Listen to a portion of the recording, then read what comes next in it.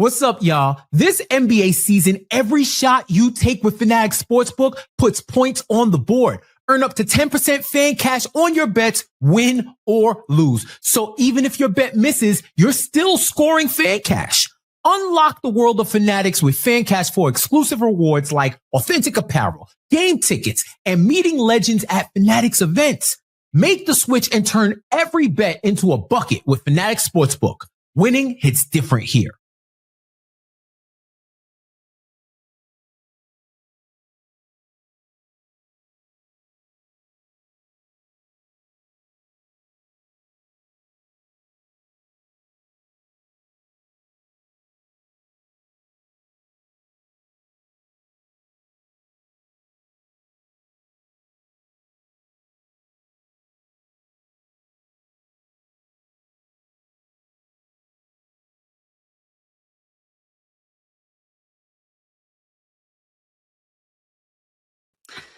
What's going on, Knicks fans? How you doing? Welcome to another episode of Cap Rules Everything Around Me. Cream, get the money, dollar bills, y'all. My name is Jeremy Cohen, and I'm very excited to be here today to talk to you about the Knicks.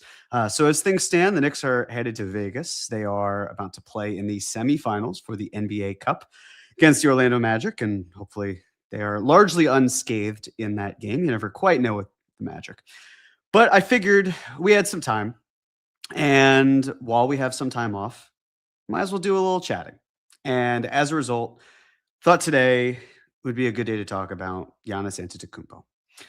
Now, if you listen to the last podcast, you might be thinking, Jeremy, why are you talking about Giannis? And I would say that's a great question. And here are reasons why.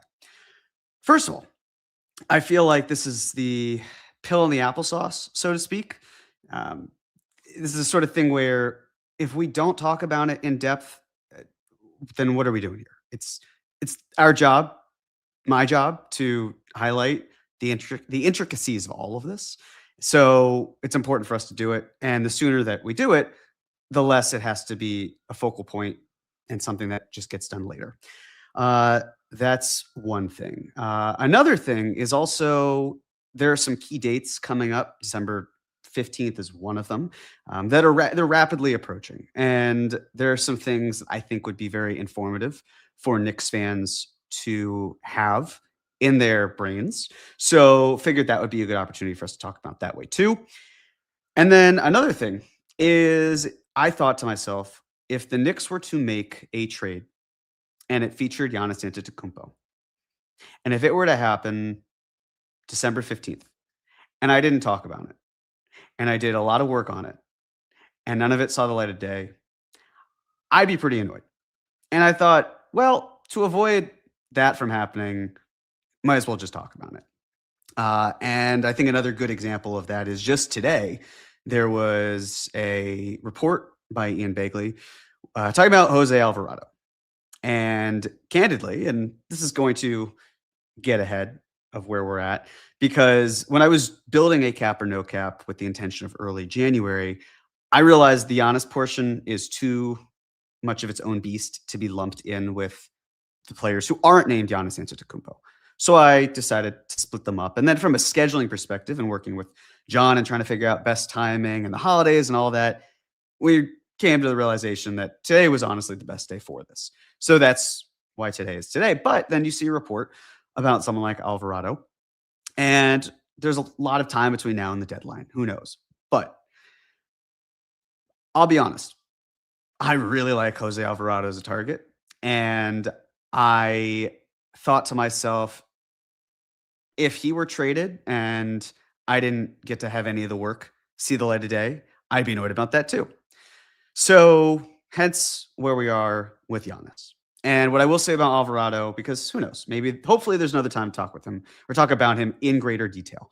The two things I guess I would say is, one, maybe don't assume that he is purely an addition. He could be a replacement. I will leave that slightly mysterious so that we can talk about it hopefully later. But I don't think it would just be taking from outside of the rotation and putting him on the team. But second, and this will help be our lead into this conversation with Giannis, because I haven't seen it posted, but it's definitely been in my memory bank. Giannis is represented by Octagon. You'll never guess who represents Jose Alvarado. I guess we'll never know. But with that aside, and other reasons that we will talk about there, I just wanted to mention that very briefly, given the relevancy of it.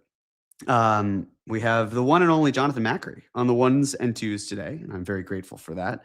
So as a result, John, whenever you're ready, let's get into it. So we'll talk about Giannis Antetokounmpo tonight, and then probably talk about it a little bit more as time goes on, not necessarily out of want, but out of need.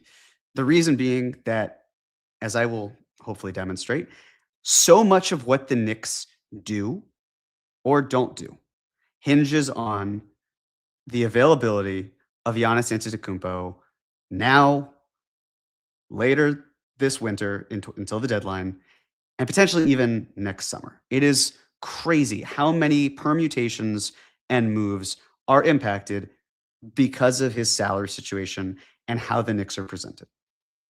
So with that in mind, let's get started. Let's talk about the Knicks and their salary situation. So taking a step back, the NBA, for those who are brand new to this and are just curious and don't want to feel overwhelmed, the NBA has a salary cap, a luxury tax line, a first apron, and a second apron. Each item has a cost that's associated with it. The salary cap is $154.6 million. The luxury tax is $187.9 million. First apron is $195.9 million. And the second apron is $207.8 million. So you can be at various stages or ranges. It depends. There's some teams that are below the salary cap. The Brooklyn Nets are below the salary cap. There are several teams that are below the first apron because they're not allowed to spend more than the first apron. And there are several teams that are not allowed to spend more than the amount of the second apron. The Knicks are one of those teams. They can't go over $207,824,000 at any point this year. And how you spend dictates where you fit in all those things. And certain actions can trigger why you are unable to do it. That's where the hard cap comes into play. The Knicks spent their taxpayer mid-level exception on Guerschon Yabusele. As a result, they can't spend more than $207.8 million. So that's where we're at. And the trade rules for the Knicks this season are as followed. They cannot exceed the second apron at any point, like we talked about. They're currently below that by $148,358, just squeaking by, but fine. They cannot take back more money than they send out in a trade. That would hard cap the Knicks at the first apron. As we saw, or as we can see with the math, the Knicks are well above the first apron, so they're not going to go anywhere near needing to be below it. So any trade that the Knicks do is going to feature more money going out the door than coming in the door. The Knicks cannot use a traded player exception, also known as a TPE from a previous season. There's only one TPE on the books from last year, and that would be the Jericho Sims TPE for a little over $2 million. If the Knicks were to use that, it would hard cap them at the first apron, which again, the Knicks shouldn't and really can't do. As a result, there's really also no player that fits into this TPE that makes sense for the Knicks anyway. So, I mean, a veteran who's been in the league for 2+ years is making more than this amount. So you're trading for a player with 0 or 1 years of experience who is on a rookie contract. That's not a first-round pick. It's not going to be used, and it shouldn't be anyway because of the limitations it would cause the Knicks. And the Knicks can't use the biannual exception to trade for a player. That is only used to be signing players, but also that would hard cap the Knicks at the first apron, so we can just rule that out right away. So what can the Knicks do? Well, they can aggregate salaries. They can add multiple salaries together to get other salaries to come in. Teams that are above the second apron are not able to add salaries together. The Knicks are below it, so they can do that. Here's a look at where the Knicks are financially. Basically, it is a snapshot of the Knicks payroll this year. We talked about it. They're $148,358 below the second apron. Landry Shamet is on a non-guaranteed contract. I would expect that contract to be guaranteed even with his injury. So they have 14 players. They're just underneath the second apron. What can they do? Well, it's time to talk about Giannis, right? Okay. Well, why or why not? Start with the whys. Why Giannis? Well, he's finished top 4 in MVP voting and also top 9 in Defensive Player of the Year voting every season since 2018-19. Let me repeat that. Giannis Antetokounmpo has finished top 4 in MVP voting and top 9 in Defensive Player of the Year voting every season since 2018-19. It's pretty darn good. He's an elite playmaker in the half court and in transition. He's an outstanding roll man and cutter, even though his game isn't necessarily built on rolling to the basket, but a lot of it is on driving. He's an incredible finishing talent who can drive at a high level. He's a phenomenal rim protector and disruptor. He's an amazing offensive rebounder. That's just something he crashes the glass very well. The Knicks, of course, like players who crash the glass. Now, the why nots. He provides next to no spacing. That's just not his game. He doesn't have an outside shot that is really amazing. We all have Achilles heels in this case. That's Giannis's, at least one of. He relies heavily on athleticism. Now, speaking of Achilles heel, Giannis currently out with a calf strain. The calf is the shock absorber for the Achilles. This is the best of my knowledge. I am not a doctor. As a result, if something were to happen to the calf, it can lead to an Achilles issue. You would hope that that's not the case. But Giannis certainly relies on his length and size and quickness to be a top 3 player in the NBA. And I know that there might be folks thinking, well, if you took away his athleticism, then what do you have left with? And I understand that argument, but I think you could say that about a lot of players, which is, okay, well, if a player lost their best ability or one of their best abilities, what would you be left with? You'd be left with a player with one of his abilities being less than what it could have been. So you can say it across the board. Question is, how will he also evolve as he ages? And given the fact that he's not the best shooter in the world, that is a factor. Injury concerns. We talked about the calf strain, of course, but he left game 1 in 2023 of the playoffs and missed 2 more games after that. Came back for the final 2 games, and the Bucks lost in 5. And then last year, he missed all of the 2024 playoffs, and the Bucks lost in 5 again. So at a time where, the best ability is availability, that's not something for Giannis, which is an important factor. And then, of course, the cost of acquisition. What are you giving up? How much is it costing? All worthwhile questions, everything involved with it. So those are some of the whys and some of the why nots. A brief look at, thanks to B-Ball Index, of Giannis and just how good he is. If you're not watching this, let's just say Giannis is a pretty remarkable player. The stats are just eye-popping. He is consistently grading out as an A minus, at worst, A+ level player.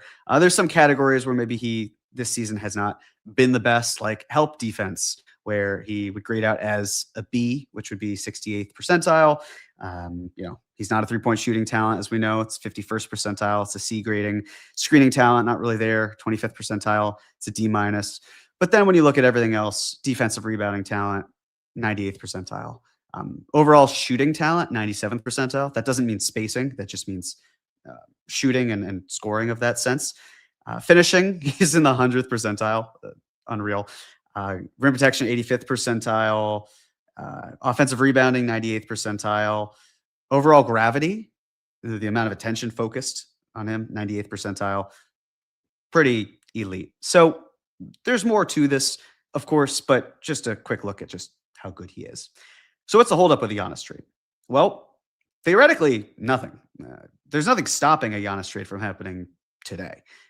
There might be some pieces that couldn't be moved, but a deal could happen today. It won't, but it could. There are trade restrictions that are until December 15th for most players who signed as free agents. Not all of them. I believe it's 82 players who become trade eligible on December 15th. Only 3 Bucks can be traded before December 15th, and that would be Giannis Antetokounmpo, Kyle Kuzma, and Andre Jackson Jr. The Knicks do have restrictions as well, though. Gershon Yabusele, Landry Shamet, and Jordan Clarkson are all players who cannot be traded until December 15th at the earliest. And some players are ineligible to be traded until January 15th. This is more league-wide as opposed to Knicks specific. Players who were signed using bird rights or early bird rights to a contract that's greater than 20% of the previous deal. So a Knicks example would be last year, the Knicks signed Precious Achiuwa to a one-year contract. And the length wasn't really the issue, but he signed for $6 million, which was greater than 20% of his last contract, which meant that he couldn't be moved until January 15th. So the only player on either team that has this issue is Ryan Rollins. And this is base year compensation, which we've talked about before. It's confusing. It's annoying. But as of January 15th, Ryan Rollins is eligible to be traded. I don't think that has a lot to do with the Giannis factor, but more about the more you know, the more you know. So why the rush? Well, you don't want this hanging over your head if you're the Bucks, other teams, or the league as a whole. It's messy. There's a lot of bad vibes from this, especially if you're a team like the Bucks, where you're seeing Chris Haynes reporting that Giannis talked with players, and then you're seeing Kyle Kuzma and Kevin Porter Jr. saying, Haynes says, he talks with players, everything's all good, and those two guys saying, yeah, we didn't really have that sit-down conversation that's being described. Messy, awkward, really, that's rough. And to experience that for several more months, potentially even the rest of the season, not great from a culture perspective, but they'll probably continue to lose games anyway. December 15th, that is, of course, the date where you can trade those 82 players. It's also the date where you can start to stack minimum contracts. That is not something that's allowed before December 15th. Starting December 15th, you can stack multiple minimum deals to help make the math work. December 16th, that is a pivotal date, and that is about aggregation. We'll talk about that in just a moment, but that is the deadline for aggregation on certain topics, really one specific topic. And then February 5th, that is the trade deadline. And there's ample time between now and the deadline for a deal to be made. In fact, there's almost 2 months. But in the NBA world, much like how 5 minutes or the last 2 minutes of a basketball game aren't really 5 minutes or 2 minutes, these next almost 2 months aren't going to feel like 2 months when so much of that time is filled with Giannis talk. So let's talk about aggregation with December 16th. If a player is traded on or before December 16th, said player can be aggregated, again with other salary, on the day before or the day of the trade deadline. Now, that's a little confusing. I'm better in practical terms than theoreticals. For those who are like me, a perfect example, Dennis Schroeder. Last year, Dennis Schroeder was traded by the Brooklyn Nets to the Golden State Warriors on December 15th, 2024. Why is that significant? Well, as a result, Dennis Schroeder was eligible not just to be traded by the Warriors, but traded with other salary on their books. And what happened? He was traded by the Golden State Warriors to the Detroit Pistons on February 6th, 2025. February 6th was the trade deadline. So a deal here doesn't have to impact the Giannis trade, but it could. It very easily could, where if a player or multiple players that are being received by Milwaukee, if they wanted to say, hey, one of those players we want to package that player with another salary that we already have on the books and send it out to another team, they can do that if the deal is made December 15th or December 16th. If the deal is made anytime after that, they can't aggregate the player or any of the players with another contract at any point for the rest of the season. So that's why it's something that should be considered. It's also from the Knicks perspective, where if a larger trade were made where the Knicks take on some sort of debt, it could be remedied potentially at the deadline, where if you're acquiring multiple players, another player in addition to Giannis, and that other player you wanted to ship out with another player, you could do that if you acquired Giannis and this other player December 15th or 16th. But if you acquired them December 17th or later, you can't aggregate the other player that you got with Giannis with anyone else on the Knicks. So that is just something for Knicks fans to consider on an NBA level in general. We just saw it happen last year. This is going to essentially be a choose your own adventure, the Giannis edition. And this slide is probably going to illustrate why this cap or no cap is going to be, this cap or no cap inside of C.R.E.A.M, how meta, is going to be its own thing because it's truly a lot to handle. And I'm going to try to go as slowly as I can because it's really confusing. So, option one, the Knicks acquire Giannis Antetokounmpo this season. Should that be the case? Great. Okay. Well, you have to stay below the second apron for the rest of this season. Settled. Okay. You got Giannis. You're not going above the second apron at any point this season. That's option number one. Option number two. Well, actually, before I go there, then the question after you get Giannis and you stay below the second apron this year is, are you, the Knicks, planning to go below or above the second apron next year? Because how you operate will dictate what this summer and next season looks like. But a lot of it will need to be decided before the deadline. So that's something to keep in mind. That's option one. Option two, the Knicks don't acquire Giannis Antetokounmpo this season, and he's a buck this summer. Should that be the case? Now we're looking, okay, if you're the Knicks, are you entering next summer below the 2026-27 second apron? And if you do, how do you set yourself up to get Giannis? Option three, you don't acquire Giannis this season and he's a buck this upcoming summer, but you want to be above the second apron in 2026-27. How do you set yourself up to get Giannis? It's a worthwhile question. And then finally, option four, the Knicks don't acquire Giannis this season and he's traded elsewhere. We can take option four off the table, not because it's not viable, not because it isn't semi-realistic, but just because there's not a whole lot to say other than that. If Giannis is not a Knick this season, and if he is dealt elsewhere, that's it. We have time for other conversations. But we can disregard option four for right now. So keep in mind for option one, acquire Giannis this season. Option two, don't acquire Giannis this season. He's a buck this summer, and you're below the second apron next year. And option three, you don't acquire Giannis this season. He's a buck this summer, but you operate above the second apron next year. Start with option one. You acquire Giannis this season. Congratulations. You have Giannis. Okay. Well, as we talked about, if the Knicks acquire Giannis this season, they could go over the second apron next year, the 2026-27 season. If they were to do that, they have to afford to field the most competitive team possible. You have Giannis, right? You have Jalen Brunson. We could talk about the other pieces, but those two pieces, that's who you have in this scenario. Great. How are you going to maximize your roster? And typically speaking, when you're maximizing your roster, it means you're going to spend a whole lot of money. That's a worthwhile question. And that's something that the Knicks need to figure out. You want to push your chips in financially the soonest you can with Giannis. And a big reason, you never know. You never know. Anything could happen. Anything. You also really have one shot to go above the second apron. That's how teams are operating.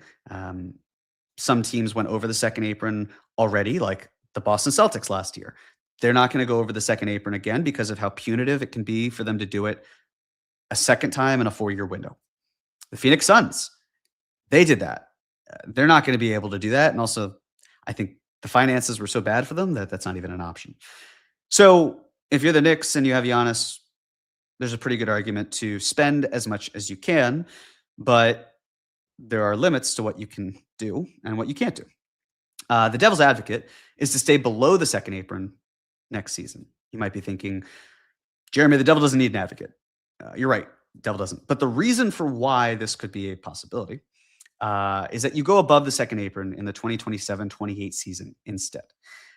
Well, because you have a Giannis extension that would be on the horizon, you could potentially have a McBride contract extension, should he still be on the team, and additional salary commitments or options. For example, Josh Hart's contract in 2027-28 is a team option.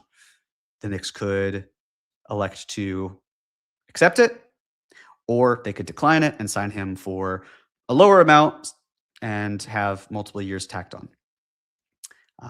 So there are a couple different ways they could go about it. Here's what the 2026-27 cap sheet looks like right now with no moves made. It basically features 9 Knicks under contract Cat, OG, Brunson, Bridges, Hart, Yabusele, McBride, Dadier, Kolek. 9 guys. The Knicks would be $4 million below the first apron, but we can ignore that because they're not going to be a below the first apron team. So they have 16.9, really $17 million to spend on filling up their roster. They're at 9 players. They need to get to at least 14. So they need 5 players, and they need them to add up to $17 million. We haven't talked about Mitchell Robinson. He could be in the mix, absolutely. But you're going to need to sign at least a couple veterans. That's probably about $5 million right there based on where the projected amount is. So even if you sign 2 veterans who have played in the league for 2 years or more, $5 million instantly gone. Maybe you bring up someone like Dink Pate and sign him to a 2-year minimum contract. Okay, that's, a little under 1.5 or so million dollars, 1.6, something like that. That's added. Cool. Here's the catch. If you want to go above the second apron, you can't sign anyone with the non-taxpayer mid-level exception because it would be hard capped at the first apron. And you can't sign anyone with the taxpayer mid-level exception because you would be hard capped at the second apron. So basically, if you wanted to spend, you have to do it in-house. And if you want to do it in-house, you need your ducks to already be in a row. And you need your ducks to be in a row by the conclusion, most likely, of this deadline. That's why so much of this for next year is important coming up right now. And so much of right now revolves around Giannis. Option 2, you don't acquire Giannis this season and you want to be below the second apron. You just saw what it looks like the Knicks have breathing room if they wanted to bring back Mitch and other salaries, minimum guys. They could theoretically do that and be fine. You wouldn't be able to spend more than $223,690,000. You would be able to aggregate multiple salaries because you're below the second apron. And you'd still need to send out more money than you receive if you're the Knicks. Otherwise, once again, hard capped at the first apron. No player earns at least or more than what Giannis earns. So if you wanted to get Giannis next summer, you have to add up multiple salaries in order to get him, which the Knicks can do in this scenario.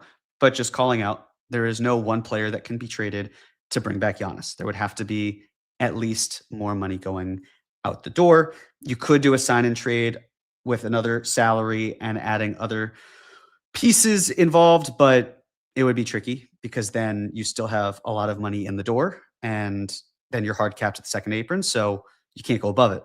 So it is a problem. That is a concern. You could use Mitch in that context as outgoing salary, but like I said, you're hard capped second apron, and you're likely carrying too much money once Giannis is in the door. You'd have to shed more salary in some way, most likely, just to fill out the end of your roster. And yes, you could move Yabusele, you could move Dadier. This is not an impossible scenario if Giannis were to stay through the deadline, more just highlighting the cause and effect of what could happen should he stay past the deadline. Option 3, you don't acquire Giannis this summer, or this season, excuse me. He's still a buck, and you go above the second apron next year.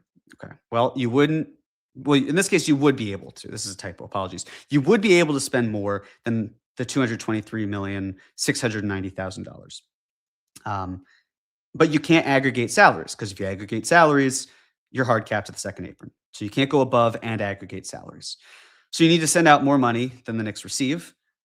Otherwise, again, hard capped at the first apron. But here's the thing. If the Knicks are above the second apron, they wouldn't be able to get Giannis as currently constructed. If they're above to start the summer, they need to dump salary to get below the second apron. That's when they can aggregate salaries again, but then it defeats the whole purpose of being above the second apron, because if you have more money and you're above the second apron, and then you're sending money out just to get below the second apron, and then you're aggregating 2 salaries together to get Giannis, then you can't go above the second apron. So that's a significant hurdle that the Knicks can't get across. So essentially what we're saying here is the Knicks can't aggregate and be above the second apron. but they don't have any player on the roster who would prevent them from doing that. So then there's the question. Well, really, it's how do you do it? Because now you have to trade a player who's earning Giannis's amount or greater. If you do that, if you find someone who's making the same amount as Giannis or more than that, then you don't have to get hard capped. Because you're sending more money out and you're acquiring a player who's earning less than the player you're sending out. How can the Knicks do that? Well, we have to look at what I would call the 1%. The 1% is it exactly 1%? I don't know. But it's the highest earners in the NBA because Giannis makes a lot of money. This year he makes 54 and change. Next year he makes 58 and change. So we need to find a player who makes 54 million or more this year or 58 million or more next year, basically equal to or greater than Giannis's salary. And there are two scenarios here. Number one is the Knicks could acquire a player and then use that player to go get Giannis in June, or they could do it in July. If they do it in June, it's before the NBA cap year, the fiscal year ends. So all of the salaries that we see this year, even on draft night or even following draft night, but before July 1st, when the calendar flips, maybe I guess June 30th in this case, all of the players who you see the current contracts for this year, even if the season's over, their salaries still apply. After the July 1st deadline, that's when we flip the page, and that's when there are new salaries in place. So let's look at the salaries for this year. Well, the options for earning the same or greater than Giannis Antetokounmpo. Stephen Curry, not going anywhere. Nikola Jokic, not going anywhere and probably would not be traded for Giannis. Joel Embiid, not going to be an option. Kevin Durant, who is actually ineligible to be traded at the deadline because he signed an extension, and he's actually earning less money than Giannis next year. So if you wanted Kevin Durant in this scenario, you'd have to find a way to acquire him on draft night or around then, but then flip him again. It's just not going to work. So that's a problem. Jimmy Butler, I do not see the Knicks getting Jimmy Butler to then get Giannis Antetokounmpo. Jason Tatum, don't see that happening. Anthony Davis. Next year, 2025-26, who are the salaries? Well, Stephen Curry, still making more than Giannis. Jokic, same thing. Embiid, also making more. Durant's not on this list as mentioned. Jimmy Butler, making more. Around that amount. Jason Tatum, making the same as Giannis. Anthony Davis, making the same as Giannis. So, congratulations, folks. I Trojan horsed you. Yep, that's right. This was actually an Anthony Davis cap or no cap all along. I'm being somewhat facetious. But the point is that if you were to go about this plan, that's really the only available guy that can do that. So, looking at Anthony Davis, and I'm just looking. I'm not buying. I'm just looking. I'm merely explaining the situation. This is Anthony Davis last year to remind you of how good he actually is. I know that he's been hurt. I know that he's not Luka Doncic, but he is actually a very good player. Last year, he was in the 99th percentile in defensive rebounding. He was in the 92nd percentile in overall shooting, 96th percentile in finishing, 97th percentile in rim protection, 85th percentile in offensive rebounding, overall gravity, 90th percentile, playmaking, 84th percentile. There's more here. The point isn't to go to bat for Anthony Davis as a Knick necessarily. It's just, he's really good. He just gets hurt. But the ulterior motive here isn't Anthony Davis. The whole point of this is by acquiring Davis, the Knicks could operate above the second apron and still trade for Antetokounmpo this summer. Again, this isn't what I'm advocating for. This isn't what I'm arguing against. This is primarily me saying, if this is what the scenario were, if you want to operate above the second apron and you also want Giannis Antetokounmpo and he's not traded at the deadline, this is the scenario you have to figure out. I'm trying to help you have your cake and eat it too if you want both those things. Doesn't mean that I want it. Now, if AD were acquired, it would be with the intention, as mentioned, of flipping for Giannis, but that would be a big bet. I mean, what if Giannis were to be traded to another team instead? What if Davis gets hurt? What if Giannis gets hurt and you're stuck with Davis? The Bucks may not want Davis as well. Milwaukee doesn't necessarily have to, though. And what I mean by that is they could always do a 3-team or multi-team trade that doesn't even get Anthony Davis to Milwaukee. And then a question of who's anchoring the AD deal. The goal of this scenario isn't just to have be above the second apron and bring in Giannis. It's also, okay, if you want a big three and you're saying, well, Giannis needs to be next to a floor spacer who is elite. That's Karl Anthony Towns. This is how you would have to get there, pretty much, and be above the second apron. That's the crux of it. That's just what we're trying to accomplish with this one task. So in this case, it would be OG Anunoby potentially anchoring the deal. But then you're $14.6 million short. You need to aggregate salary, which you can do this year. Josh Hart is making 19.4. That would be enough if you didn't use Josh Hart. You could try for Mitchell Robinson. He's making $13 million. That's still not enough. You'd be $1.6 million short. Several players who can fit the bill. We're making between 1.6 and say $4 million that could get this done. Another option would be Mikal Bridges anchoring this deal. But then you're $29.2 million short. So you need to aggregate. Josh Hart makes $19.4 million, really $19.5. That wouldn't be enough either. You'd be $9.8 million short. So then the option there is probably Mitchell Robinson, who's making 13. That would be enough.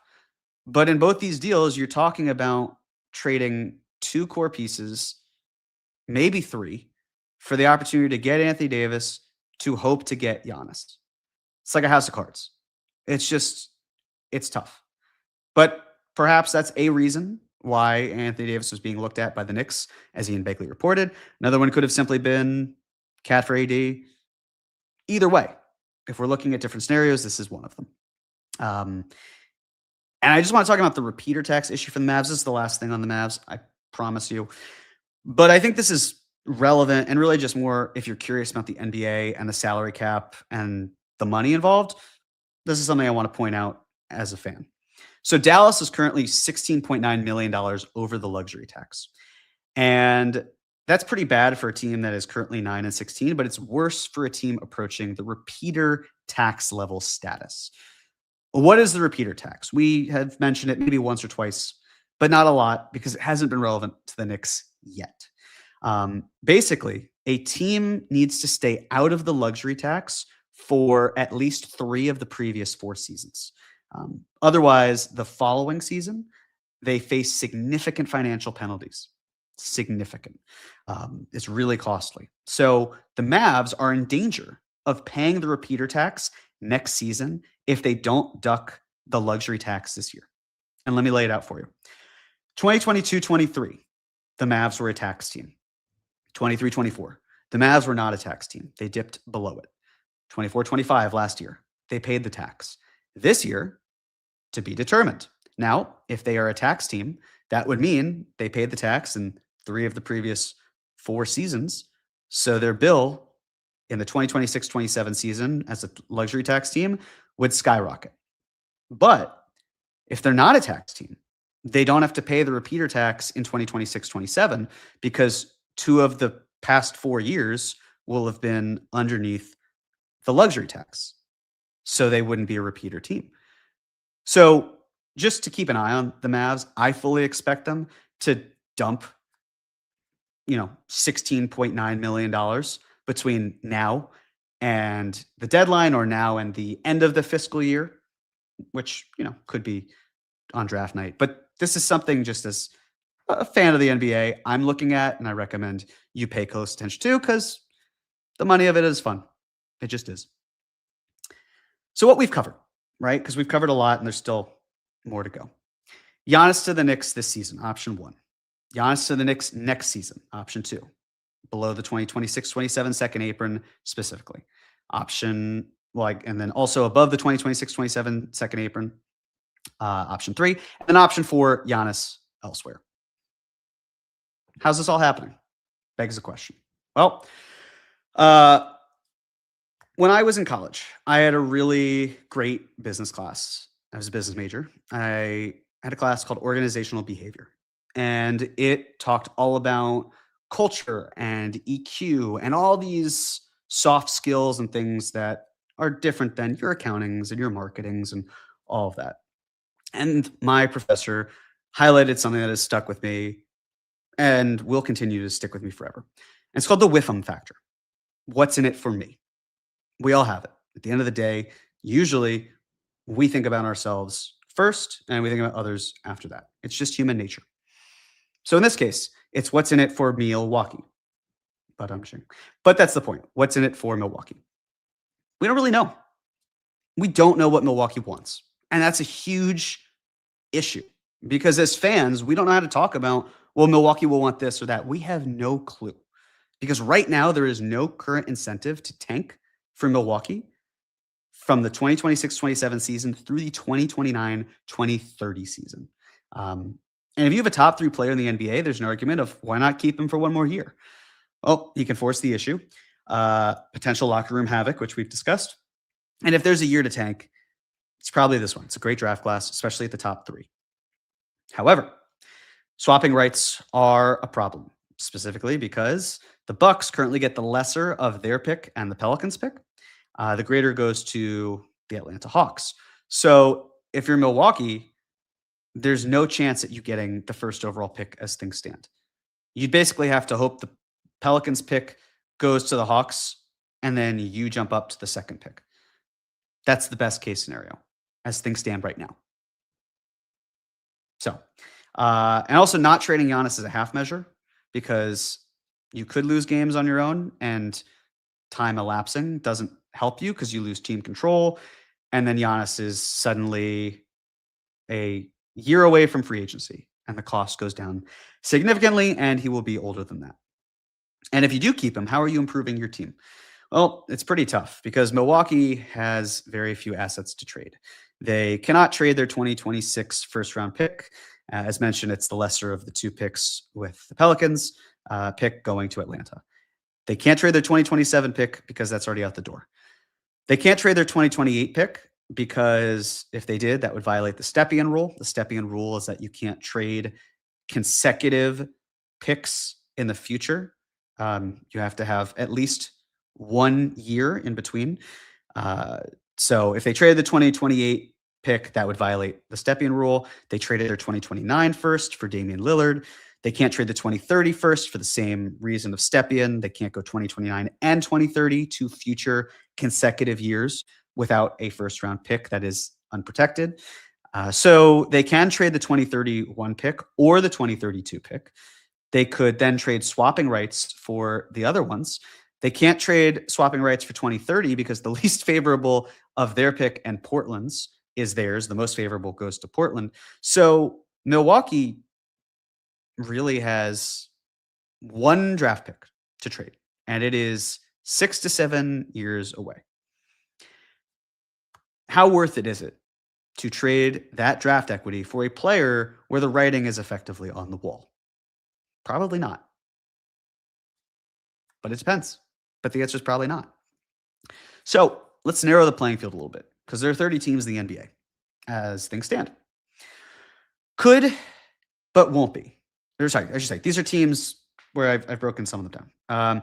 Could, but won't because they're bad. And these are teams that could make a trade because they do have assets that would be very appealing to Milwaukee, but they likely won't because of how bad they are this season, at least. New Orleans Pelicans, Washington Wizards, Sacramento Kings, Indiana Pacers, Brooklyn Nets, Charlotte Hornets, Utah Jazz, Portland Trail Blazers, Memphis Grizzlies. You can make an argument that say the Nets could do it and try to build around, but they're not ready for Giannis. They're just not. Giannis is probably going to want to be on a team that is ready to win within the next 2 years, and Brooklyn's not going to be able to provide that. Indiana could, theoretically, but now who are you trading? Because you're not trading Halliburton. You're not trading C.R.E.A.M. It's very unlike Indiana to trade their whole draft future away for Giannis. And other teams that could probably throw their hat in the ring like the Jazz, but it just small markets or whatever it would be, doesn't make sense. The teams that are trying to compete but lack the assets: Los Angeles Clippers, Dallas Mavericks, Chicago Bulls. You could put the Chicago Bulls in the could but won't because they're bad category, but I think they belong in the category that they're in. Competing but lack the assets: the Phoenix Suns, Minnesota Timberwolves, and the Denver Nuggets. Those three teams do not have the equity to go get Giannis Antetokounmpo. They're also constricted based on how much they can spend, and that could impact them as well. Then there's another category, which I like to call, actually, this is the could but won't because they're good. And I have the Boston Celtics here. I know you could make an argument. Jason Tatum could be dealt for Giannis. Potentially, sure. Mathematically possible, theoretically possible. I just don't see it. But they do have assets in terms of draft picks and Tatum. If they really wanted to go that route, they could. It would be pretty shocking, but it's the NBA where Luka Doncic can be traded in the middle of the night for Anthony Davis. So who really knows? Then there's the category of the Milwaukee Bucks. And you're going to be shocked to hear this, but within that category is the Milwaukee Bucks. And then you have the cannot aggregate salaries team, which is the Cleveland Cavaliers. So that's about 19 teams, if memory serves correct, which leaves 11 other teams, 11 other suitors. First, Atlanta Hawks. We're going to go in alphabetical order for this for the most part. The Hawks are hard capped at the first apron. They have $13.5 million in room. Expiring contracts. They've got Trae Young with his player option, Kristaps Porzingis, Luke Kennard, Vit Krejci on a non-guaranteed deal. Mohamed Gay is on a team option. Fale, Dante is on a non-guaranteed contract, and Nikola Juristich is also non-guaranteed. Dyson Daniels signed to an extension. He is on what is known as the poison pill provision. What does that mean? Okay, so if a player in the fourth year or entering the fourth year of their deal, which already happened, the entering portion, if they signed an extension, they are eligible to be traded, but their outgoing salary is not their incoming salary. It's not like, hey, you trade Trae Young, who's making about $46 million. Well, the other team receives it as $46 million. Instead, it's, well, it could go out, as in Dyson Daniels' case, $7.7 million. But it's really the aggregate, or the average, I should say, of the length of his contract plus this year. The other way going back. So it's tough. Basically, when a team has when a player has a poison pill provision, the likeliest scenario of where they would go is to a team that has space.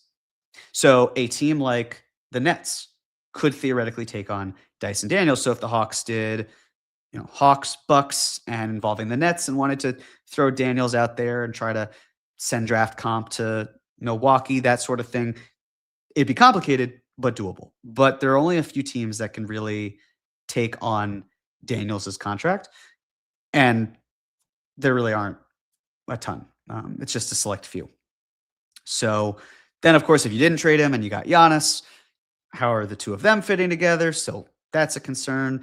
In terms of picks, the Hawks own all their firsts except for the 2026 pick. It's a swap that they have. And they owe their 2027 pick to the Spurs, thanks to the DeJounte Murray trade. They also own, as mentioned, the Pelicans' first round pick. A quick note, because I've seen with the Hawks, who I do think are a legitimate threat to get Giannis Antetokounmpo, Trae Young, Zachary Reese-Shea, and Milwaukee gets their own pick situation remedied for the next couple of years. Absolutely. That could happen. The problem, Trae Young can opt out of his deal. And then if you're Milwaukee, you have to ask yourself at the deadline, is Trae Young going to want to stay here? Do we want to pay Trae Young? If that's the case where you do, great. If he wants to stay, awesome. If he does not, he could leave for nothing. The best you can hope for in that case is an opt-in and trade, or a sign-in trade, which is less than that. But you're not getting good value. I believe Trae Young has also had one All-NBA season. So sure, that's a good piece, and maybe you could get him to a third team. But it's not cut and dry. It's not a slam dunk. It's not very easy. In fact, you're burdening Milwaukee with having to make a rash decision by the deadline, because if Trae Young's like, I don't want to go there, there's back channeling. I'm sure he could say that ahead of time. That's a real concern. So now what assets are you sending? Because, I don't think Hawks fans on the whole, and I'm speculating, but I don't think Jalen Johnson leaving is the intention for a lot of Hawks fans. I think it's, how do you pair Jalen Johnson and Giannis Antetokounmpo? Jalen Johnson looks like a future star, so of course it makes sense why Hawks fans would want to keep him. But if he's also not on the table, then are you getting Giannis? Do the Bucks care enough about their draft equity, because they could still get a darn good player in this draft, and then they could be mid next year and not care about their pick? They could do that. And then if you're Atlanta, you're like, well, all right, the pick value is fine. It's great. We're already going to get a good pick with the Pelicans pick. But next year, if Milwaukee's fine treading water, then that actually hurts us. The value of the pick isn't great. And this also doesn't even talk about the fact that Sachet has been not the best player. If there's a comfort among Hawks fans to move him, it's because he hasn't been playing super well. And yeah, Jalen Johnson from Milwaukee, or from Wisconsin, I should say, could see him fit again. But again, if the Hawks don't want to trade him, then the package for Giannis is essentially an expiring player, a player who's on an expiring contract, a rookie skill player who's not taken off, and their own draft equity back. They might be able to do better than that. And speaking of that pick, let's talk about the Pelicans pick. I spoke about this a bit on the last podcast that I did with John, but it's currently the worst in the NBA. Right now, there's a 40.17% chance of the pick being 1-3, and a 59.83% chance of the pick being 4-5. That's if the season ended today before the lottery. So there's a 2 in 5 chance that in a draft with a top 3, that a top 3 pick goes to Atlanta. There's also a 3 in 5 chance that the Hawks don't get a top 3 pick at all. And that's still probably going to yield, or what would project to be, a very good player. But it's not a top 3 pick. And that's what teams are caring about. And the Pelicans, even if they do a little bit of pruning and sell at the deadline, just a little bit, right? Like they get Jose Alvarado, we talked about him at the beginning, out the door. They still have DeJounte Murray, Jordan Poole. They are still going to try to win games because there's no incentive for them to lose. And here begs the question, what if New Orleans finishes with like the 5th worst record? And it doesn't look like it because they're trying to win and they're still bad, even though they're missing Poole and Murray. But other teams are trying to lose games. And again, the Pelicans aren't. So if the Pelicans win just enough games to move to, say, again, the 5th worst record, well, they would have a 31.6% chance of picking 1-3. Not terrible. It's about a 3 in 10 chance, a little bit higher than that, but it's not 40%. Here's the downside. There's a 12.75% chance of the pick being 4 or 5. And after that, there is a 55.65% chance of the pick being 6th, 7th, 8th, or 9th. So now, if you're Milwaukee, you're looking at this scenario and you're saying, okay, hang on a second, Atlanta, that pick that is currently the worst, or really the best, I guess, in the NBA, if enough teams win games, or if the Pelicans win enough games between right now and June, and there's a chance then that this pick that I have acquired could be 6th or 7th, 8th, or even 9th, that's not great. So now the optics from the deal that we're talking about before are Trae Young, Sachet, and a pick that's actually 6th to 9th, because that's where the best odds are. Again, it could be a top 3 pick still. Absolutely. That's the high end, but there is the risk element, which doesn't get talked about enough.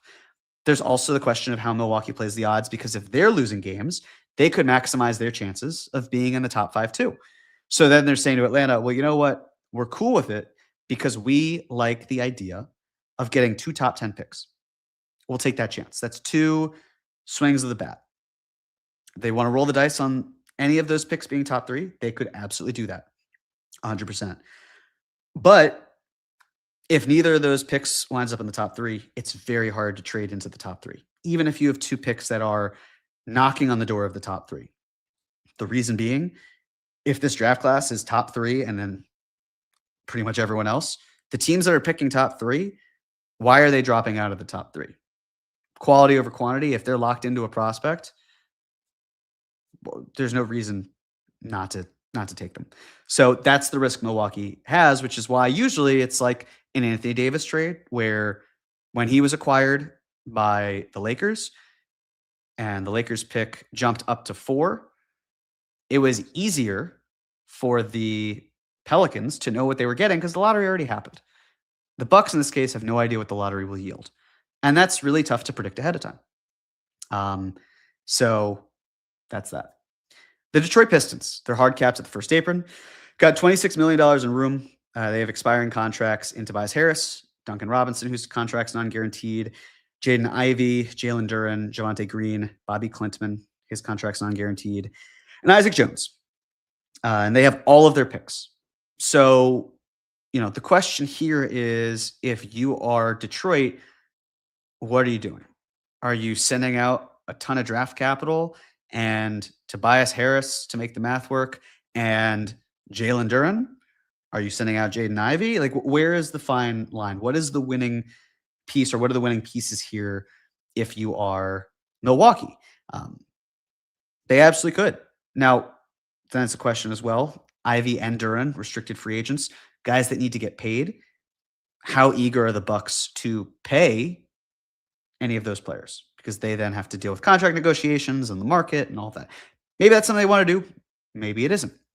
But if the Pistons wanted to put together this trade for Giannis, they certainly have pieces to be able to get that done. So that's another option. Golden State Warriors. They are hard capped at the second apron. They're $264,000 below it. Expiring contracts, potentially a lot of them. Draymond Green, he's got a player option. Jonathan Kuminga, a team option. Buddy Hield's contract is non-guaranteed. I believe it's $3 million guaranteed. Al Horford has a player option. DeAnthony Melton has a player option.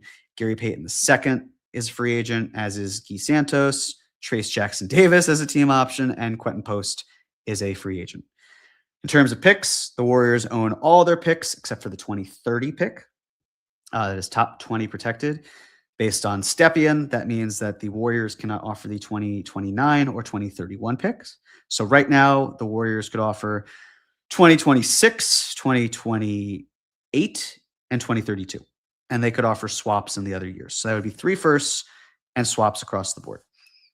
The question, though, is what salaries actually make sense here for Milwaukee? Because you'd need to make this a 3-team deal. I thought the report about, if the Warriors were to move Draymond Green, they would only do it for Giannis. Yeah, obviously. Of course. Cool. Great. What have we learned here? Very little. I just don't think that the Warriors have the pieces, even if you were to move Pods or any of these guys, where it's appealing enough. You're basically looking at this and saying, we are moving contracts. And if you really like Jonathan Kuminga, and we hope you do, that's who we want, and draft equity. So this is going to be kind of like Detroit and similar to Atlanta, especially if Jalen Johnson's off the table, an offer that is built around picks. Is that something that appeals to Milwaukee? We don't know. That's a big X factor. We just don't know. The Houston Rockets. The Rockets are hard capped at the first apron, but they have $26 million in room. The expiring contracts that they have are Fred VanVleet. He's got a player option. Tari Eason, Jayshawn Tate, Josh Okogie, Aaron Holiday, and Jeff Green. They also have a poison pill provision player in Jabari Smith Jr. So similar to Dyson Daniels, hard for the math to work there. Pick-wise, they don't own their 2026 first, but they do own all of their firsts from 2027 through 2032. They also own the 2027 Phoenix first. They have swap rights with the Nets next year. So the Nets probably don't want to tank next season. And the Rockets also have 2 of the most favorable of Houston, Dallas, and Phoenix in 2029. And then the least favorite of the 3 goes to Brooklyn. I'm struggling to see a deal here, primarily because Kevin Durant can't be moved because of the extension and the restriction. Uh, I don't see them moving Şengün. He's 23 years old, and even though they are in a win now year, I mean, like, yeah, if he's on the table, that's a great offer. But then you also have to stack with salaries, and Fred VanVleet actually has an implied no trade clause based on the contract he signed. So you can't trade Durant. If you don't want to trade Şengün, then he's off the table, and you need VanVleet's permission. Suddenly, you're stacking contracts of role players and hoping that the pick equity gets it done, and I just don't think it does. So I'd be surprised. I'd also be surprised because last I checked, the Rockets are 30th in attempted threes per game. They are third in making them, I believe, but they don't really take them. They shoot corner threes pretty well, and Giannis does a great job of one of the best in the NBA, if not the best, at finding guys in the corners. But there aren't a lot of corner three shooters. Even yes, they can do some of that. Absolutely, Shepherd probably doing well, but it's not the most seamless fit because you don't really have the money to make it through and work. Could you get it there potentially? I just don't think they're the cleanest trade partner. They also, do they want to trade Amen Thompson? I would assume not. And if you're not trading that type of player, can you be able to get Giannis? That's going to be tough as well. So I think that what the Rockets are doing, it's clearly working. They're the second best team in the NBA, and they're still missing Dorian Finney-Smith, and they're without Fred VanVleet for probably the whole year. So they're doing just fine where they probably don't even need Giannis. It's more of a want than a need. So I don't expect them to be a target for him, but that's where everything lines up. Los Angeles Lakers. So the Lakers are hard capped at the first apron. They've got $1.1 million in room. They have expiring contracts in LeBron James, who has a no-trade clause, Rui Hachimura, Austin Reeves, who has a player option, Gabe Vincent, Maxi Kleber, DeAndre Ayton, who has a player option, Marcus Smart, who has a player option, Jackson Hayes, and Bronny James, who's on a non-guaranteed contract. The Lakers can do, they can trade their 2031 or 2032 first, as well as any swaps in 28, 29, 30, 31, and 32. So whatever pick that they would trade out, they could do swaps for the other ones. LeBron, again, no trade clause. I don't think he's going anywhere. Luka's not going anywhere. Austin Reeves, similar situation with the Trae Young talk. Does Austin Reeves want to be in Milwaukee? Do the Bucks want to pay Austin Reeves? That's really the crux of it. If I'm Los Angeles, I'm probably looking more for defensive role players who can slide in next to Luka and Reeves and compete that way. Maybe more talent at the 5, but it's not, let's just go for the stars, because that could create roster issues. And now you've got 2 elite players, but the rest of your roster is not the best fit. You don't have a lot of draft assets to help you. So I don't think that they are a Giannis fit, but if you're on this list, you could make it work. Every team could, not every team. Most teams could make it work. I just don't think the Lakers are running away with it because of how their contracts are lined up, the pick situation, and how they're built. The Miami Heat. The Heat are hard capped at the first apron. They've got $7.2 million in room.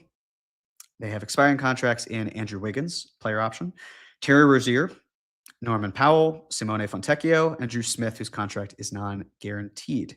Should also add here, Pelle Larsson is on a team option as well. Another poison pill contract is Nikola Jovic, so harder to move him in any deal.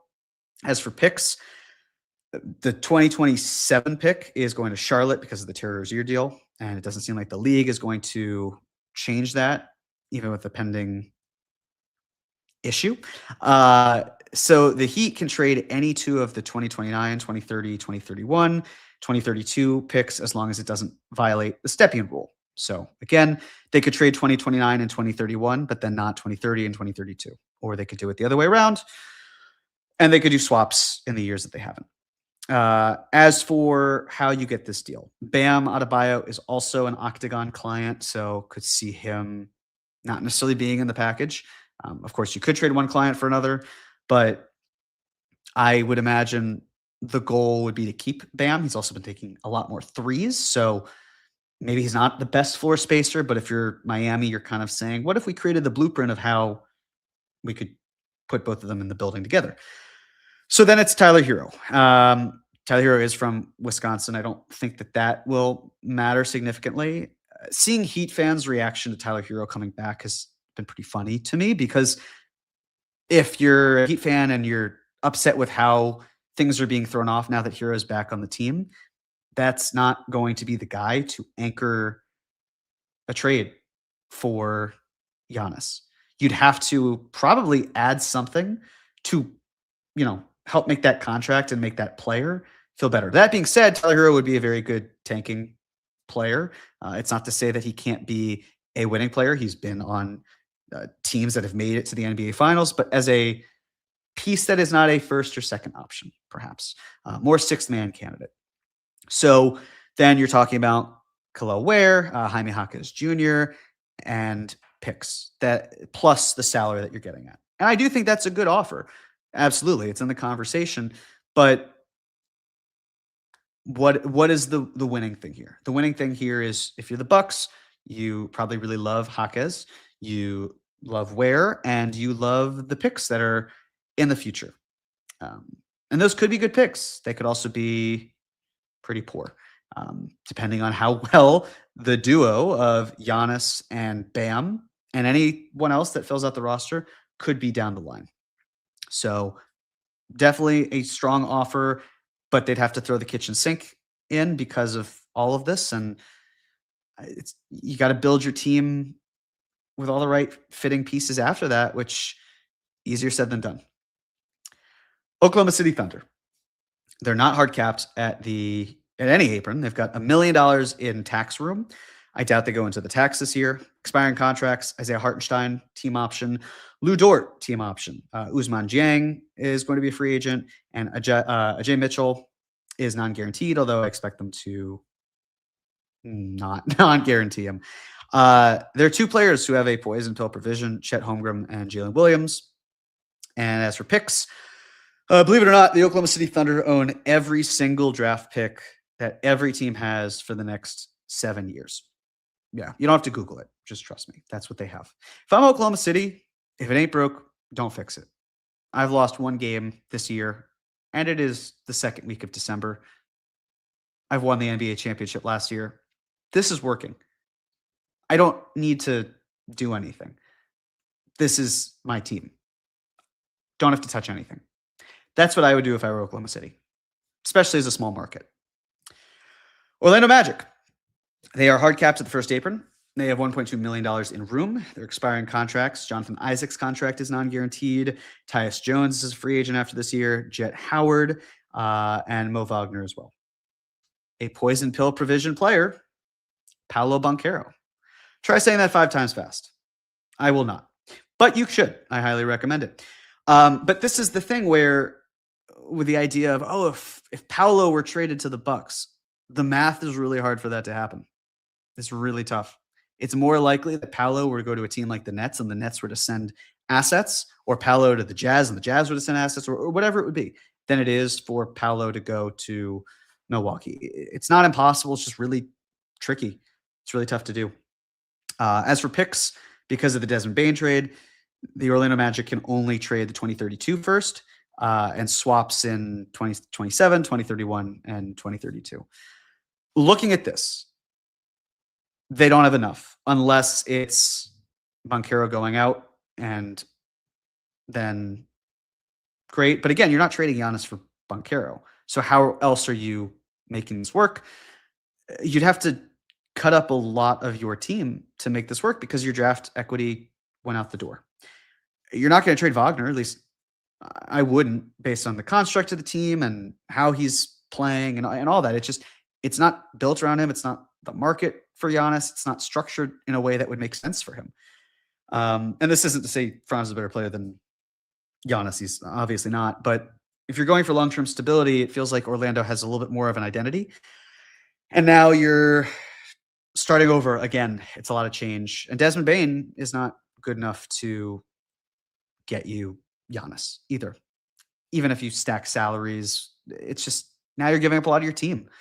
And it's ill-fitting. So I don't think they're the best bet. I know Banchero was talked about, but it wouldn't be Banchero going to the Bucks. And I don't know how the Magic are adding more to make this trade palatable for Milwaukee. Philadelphia 76ers. They are not hard capped. They are $7 million above the luxury tax, though, which is something to consider. Expiring contracts. Quentin Grimes, he accepts the qualifying offer, so he has a no trade clause.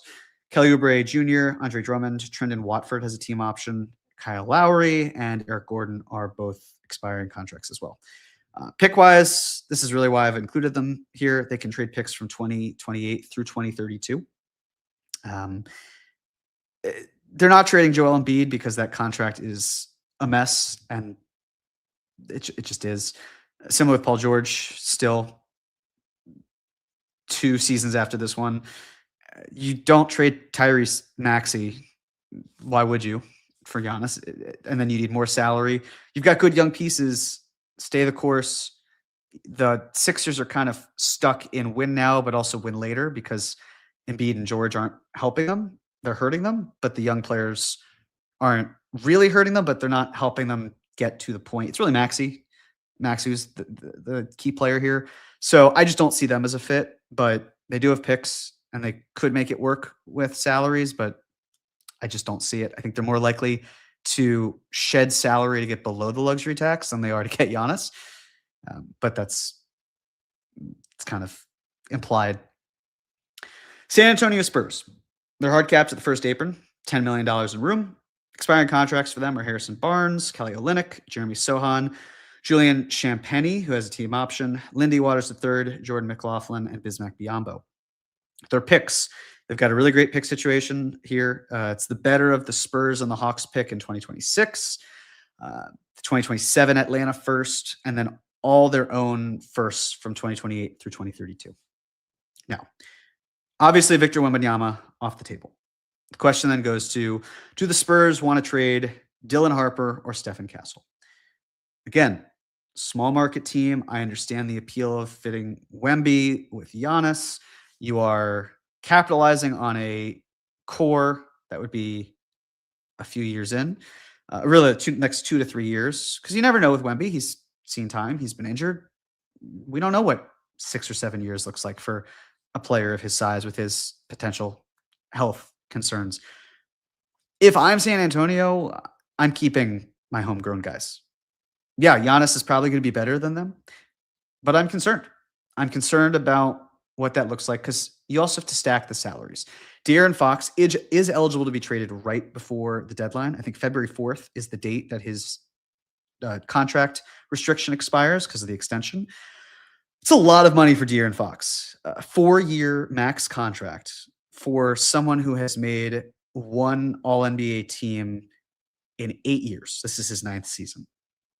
That's a lot of money for a very good but not great player.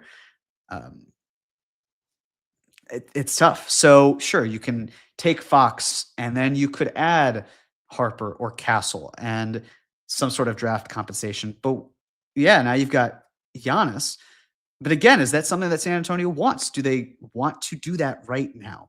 Is Giannis really the player for them? Maybe he is. And then they have a very compelling offer. Again, these are all teams, or most of these teams can offer more than a team that we haven't talked about, which we all care about, but maybe they don't want to. Just because you're rich doesn't mean you have to spend.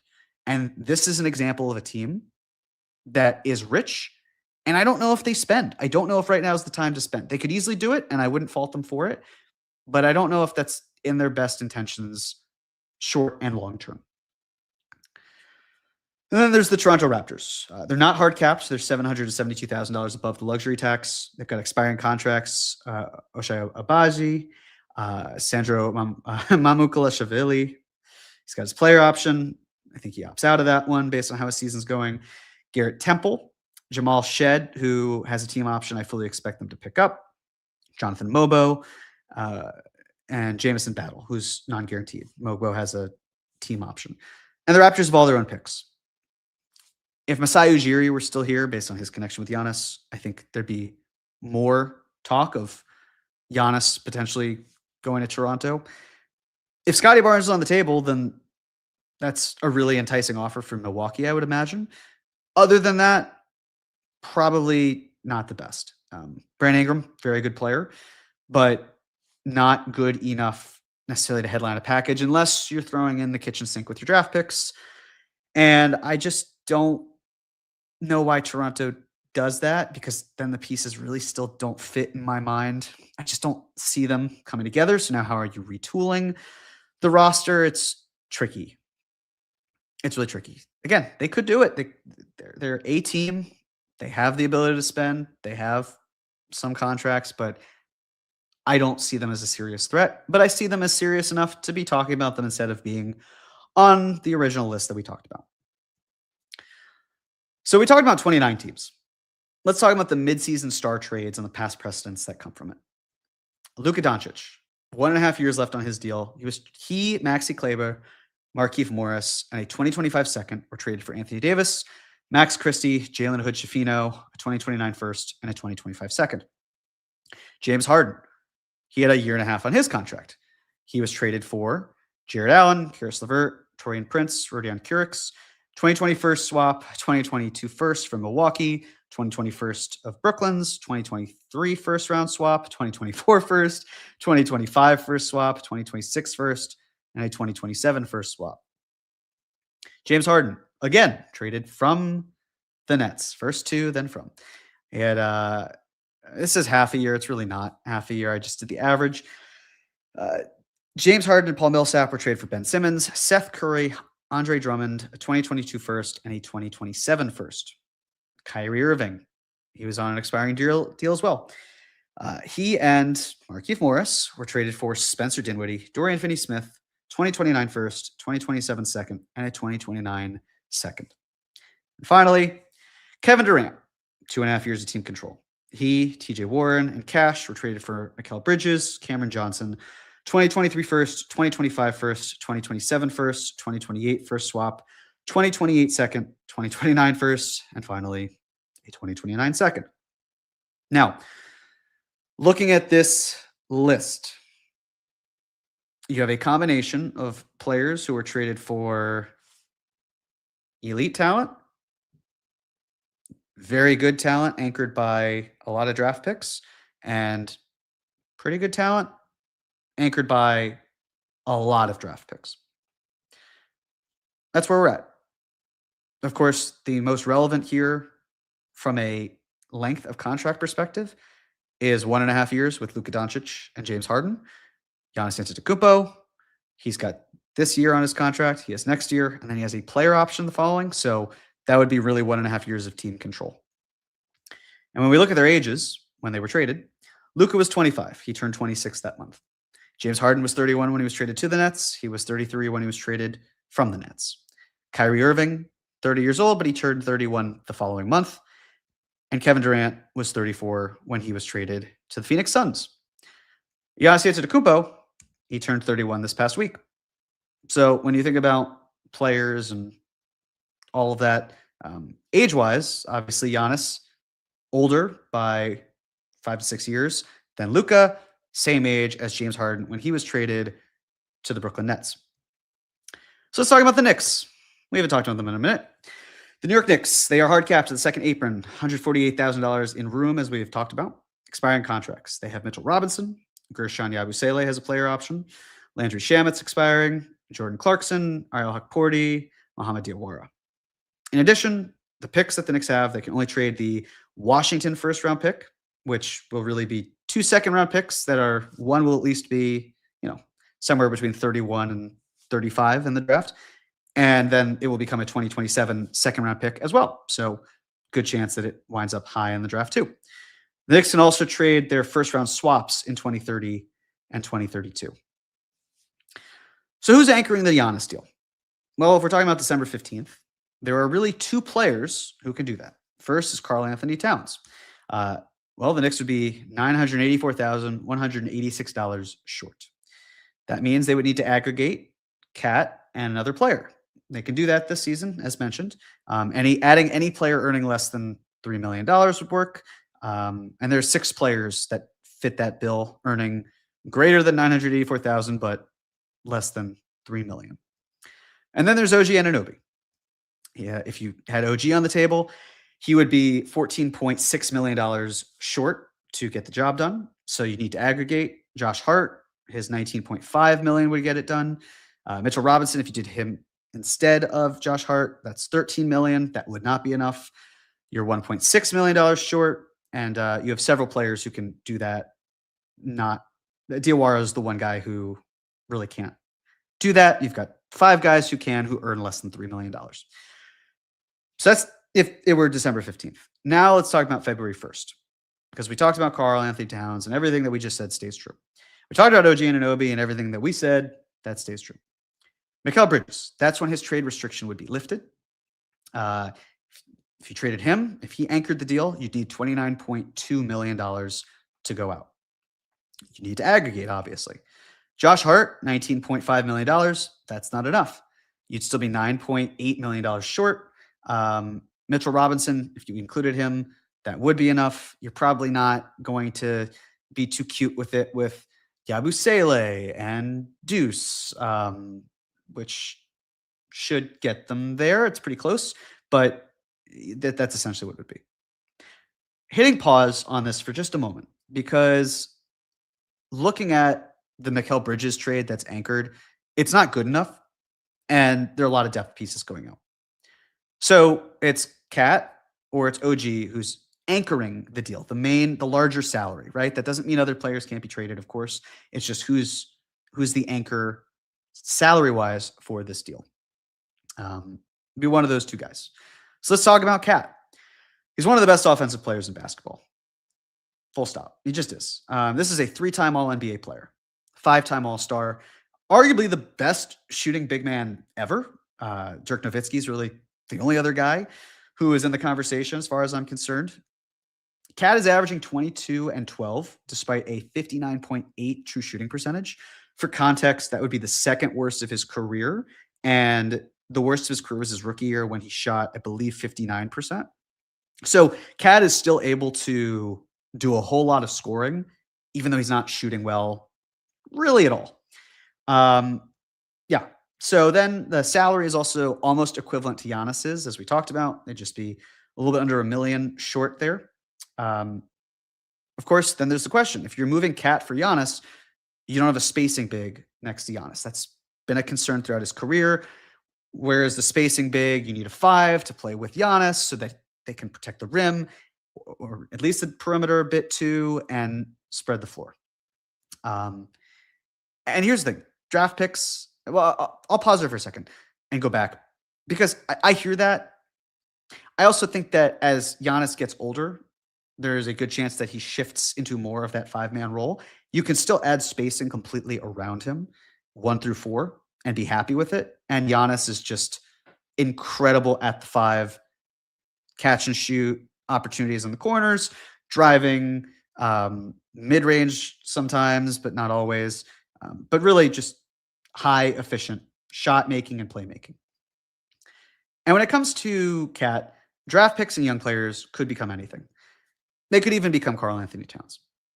And the reason I say that, and I understand, I'm a Knicks fan.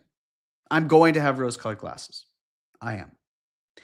But of all of the teams and players that we have mentioned as viable and everything, how many of the guys who are realistically on the table are better than Karl-Anthony Towns? And you could say, well, that's what the picks are for. Sure, absolutely. But look at something like the Luka Doncic trade.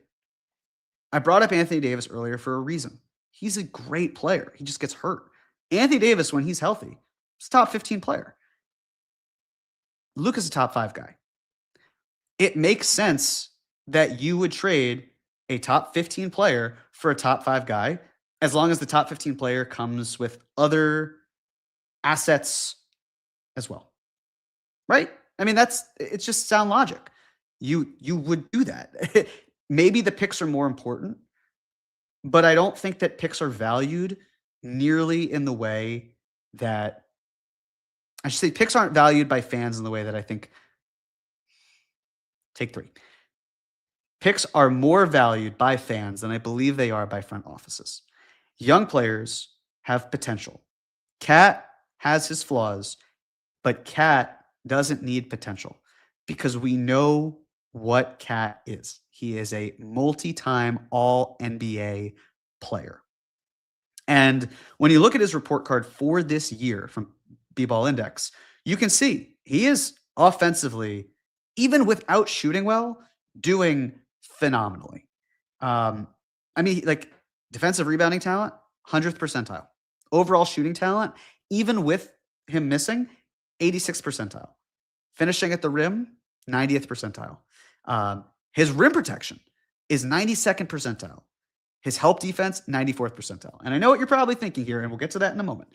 But he's screening well. He's rebounding the ball offensively really well.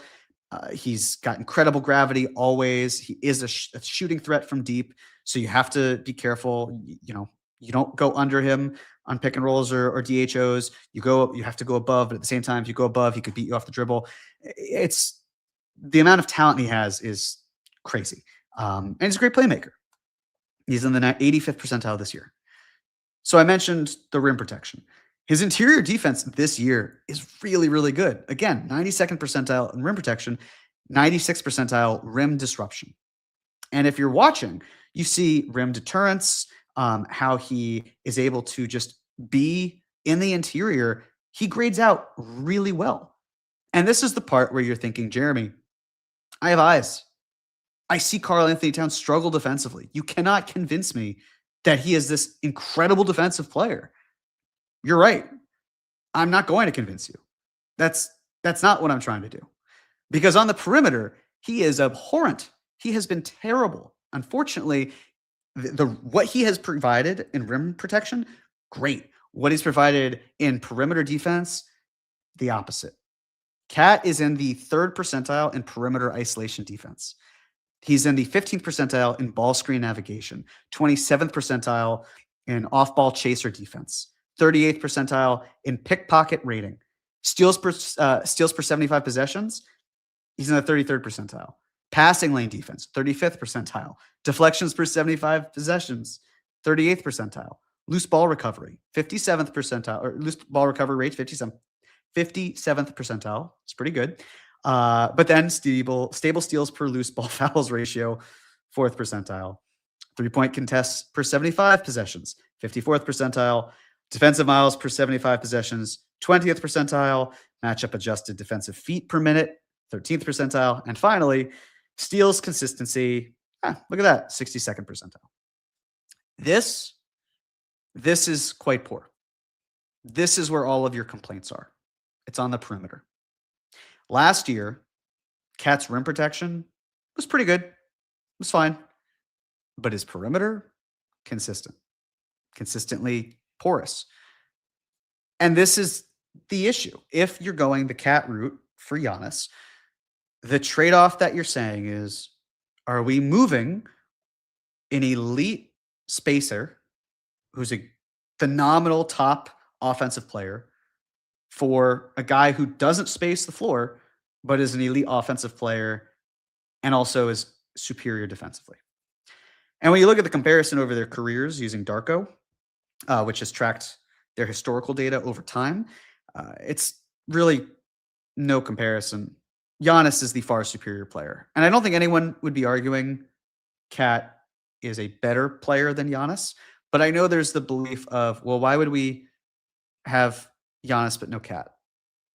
And why is it that we're changing up the team? I like this team.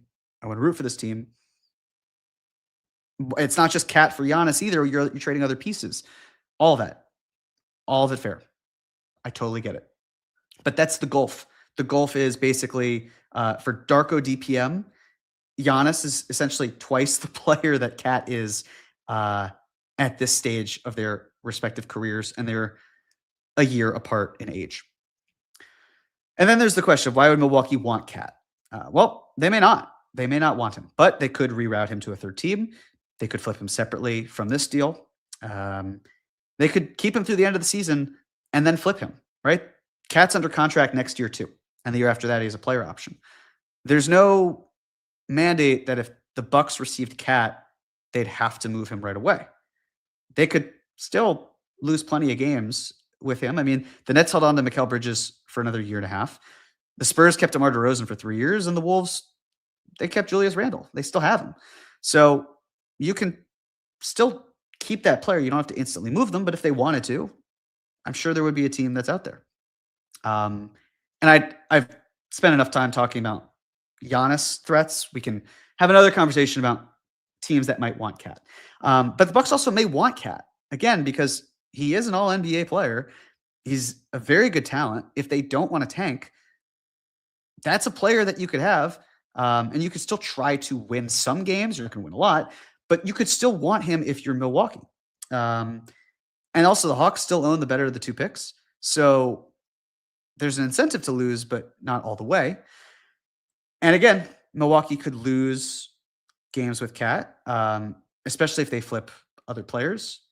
And then they could still wind up trading KAT this summer or at the deadline. We've talked about it. So then let's talk about OG Anunoby. If you didn't have KAT going out and you had OG instead, he's an outstanding defender and corner shooter. And I feel like that understates what OG does, because he is not just a plus-minus god, but also his on-off efficiency is through the roof. Phenomenal half-court player, pulls up well. I don't want to undersell him as this 3-and-D type guy. He does more than that. If dealt, he could probably fetch 3 to 4 first-round picks at minimum. How do I know this? Because Mikal Bridges and Desmond Bane did pretty much this. So I think OG Anunoby could, in a vacuum, get you quite a few picks if that's what you wanted. But he's simply not the type of player to headline the acquisition of a top 3 superstar. He's just not. The reason being, or reasons, he has 0 accolades. There's 0 superlatives. He hasn't been named to any teams. And there are injury concerns with OG. If we're being blunt about this, I mean, he's missed 30% of regular season games dating back to the 2021 to 2022 season. It's not nothing. It's considerate. And the Knicks clearly miss him and his absence. But OG is kind of, in my mind, like he's really good, but not good enough to get you this elite player. You'd have to mix and match in other ways using OG. Because again, we know OG alone not going to get the job done. This report, Chris Persiano reported this, that there are talks of Giannis and Kuzma being packaged together this past summer. Deal obviously didn't come to fruition. If this had happened, what would that have looked like? Because it could still happen theoretically this season. Well, their salaries combined for $76.5 million. The Knicks would need to send out more money than that. KAT and OG together make 92.7. That 2-team trade wouldn't have worked this summer because of the math involved with everything. It could work if at least another team were involved, but as again, 2 teams. KAT and Mikal Bridges, they make $78 million together. That would have worked prior to Bridges' extension. I know it was reported in August, but based on the timelines, I have a hard time believing that Bridges, that the holdup for his contract when he was extension eligible was not a factor. Like it didn't pass the smell test for me. So I suspect that it was in July where these conversations were had. And then when the conversations broke down, the Knicks extended Bridges, and the rest is history. But this would have worked financially. But now the deal wouldn't be able to be completed until February 1st at the minimum because of the extension. But also Bridges' value has risen significantly since this past summer. So even though KAT's shooting is down, the stats are still pretty good. The impact is still high. With Bridges playing as well as he is, I get the honest appeal. I really do want him on this team, but it's a different Bridges than we saw before. His value is extreme. And now he's under contract for 4 more years. Bridges then, he was only under contract for 1 more year. So his value has changed astronomically. And then there's the OG and Bridges comparison or combination that could have happened this summer. $64.5 million. It would be $12 million short. That would include Mitchell Robinson in the deal. That would be 77.4. Problem being, of course, that the Knicks would be bereft of serious wing players in that case and would need a backup five. Now, the Knicks could do something like Giannis and Bobby Portis Jr. They couldn't do that this summer because Portis resigned. Portis Jr. was signed to a 3-year, $43.6 million deal. And to top it off, the last year is a player option. So that's a bad contract. It's not crippling by any stretch, but it's a rough deal. So their salaries this year combined for $67.6 million, which means the Knicks would have to send out more than that amount. If the Knicks moved Cat and Bridges, similar to how they did potentially, based on what we just talked about, in this type of deal, the math does work, but the deal wouldn't be complete until February. And also, again, same thing. Like the Kuzma contract is a worse contract than the Portis deal. So it just doesn't feel right. That feels like a very steep price to pay. Cat and Mitch, they make $66 million, 66.1 combined. That deal would be $1.5 million short. So you'd have to toss someone in to make the math work. Kolek would make the math work. Also would imagine Kolek is an attractive piece to the Bucks, just from a salary, like filler, grease the wheels, and doesn't hurt that he's a Marquette guy, I would imagine. I'm not saying that that's everything by any stretch. It's not, but also Kolek isn't headlining this deal. And then there's the OG and Bridges combination of $64.5 million. That math does, well, actually, it really doesn't work. It says it does, but you need to add a little bit more, so that's incorrect. It wouldn't work. You'd need to add like Deuce or Yabusele or someone in that case. Either way, it would leave the Knicks bereft of wings once again. And then there's the Thanasis of it all, which is not even included here. If Thanasis were to be traded with his brother, then that means you have to push all the salaries up by $2.3 million. So if you've got Thanasis in the fold, then you also have to potentially move Jordan Clarkson just for that to even out. I think in an ideal world, the Bucks are buying out Thanasis and payment just stops, and then Thanasis signs with the Knicks. That would be an easier way of circumventing the cap than having to deal with the financial restraints and all that. So that's one option. But Thanasis being on the Bucks, you imagine that has some financial implication from the Knicks side and the money that goes into it. And then finally, here we talked about the Knicks draft picks and the projected amounts, or the projected picks they have to trade.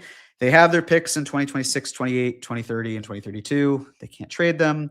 They can trade swaps on any of them except 2028 because the Nets own that.